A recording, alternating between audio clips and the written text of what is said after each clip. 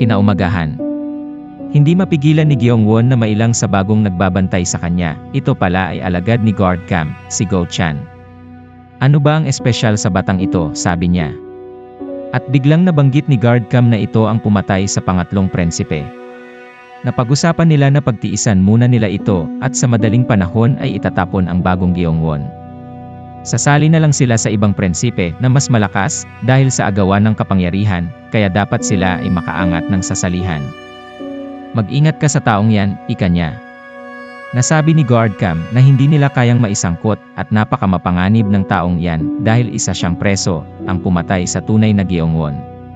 Hindi din siya ang taong magiging masunurin dahil sa masama nitong ugali. Biglang napaisip at nasasanay na si Gyeongwon sa bago niyang buhay. Sa kaunting araw pa lang ay nakikita na niya na siya ay titiwalagan ng mga guards, kaya ay may bago siyang plano na naiisip. Habang tulog si Go Chan ay biglang lumabas si Gyeongwon, galit naman ito at ayaw siyang bigyan ng pansin, pero siya ay binalibag ni Gyeongwon. Nabigla si Go Chan dahil sa kaunting araw pa lang ay mayroon na itong alam na martial arts. Tama ba ang ginawa ko? Sabi ni Gyeongwon.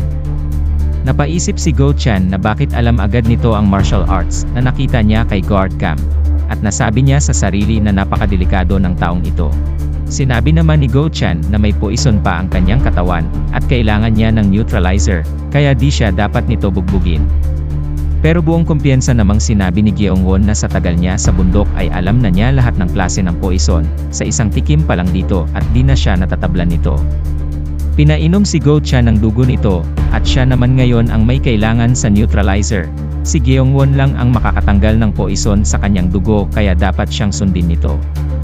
Demonyo pala ang taong ito, sabi niya sa kanyang sarili. Sa Mok Sword Manor Main Hall, Master's Room. Makikita ang Manor Master na si Mok Indan na may malubhang sakit. Lubhang nahihirapan ng doktor na matansya ang sakit nito kahit pa matagal na siyang eksperto sa mga herbs. Nasabi din niya na dapat ay nakapili na ang Manor Master ng magiging tagapagmana nito sa apat na mga prinsipe nito bago pa lumala ang pag-aawian ng apat.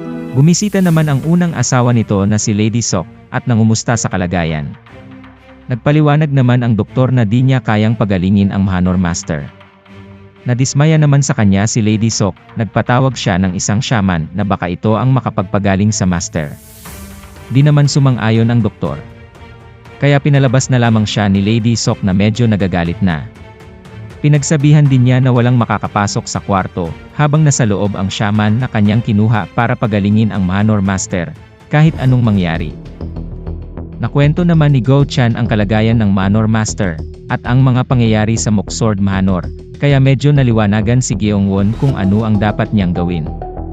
Napagdesisyonan niyang isama si Go Chan na medyo nag-aalangan, na puntahan ang Manor Master sa main hall. Pinoy Manhwa Plus.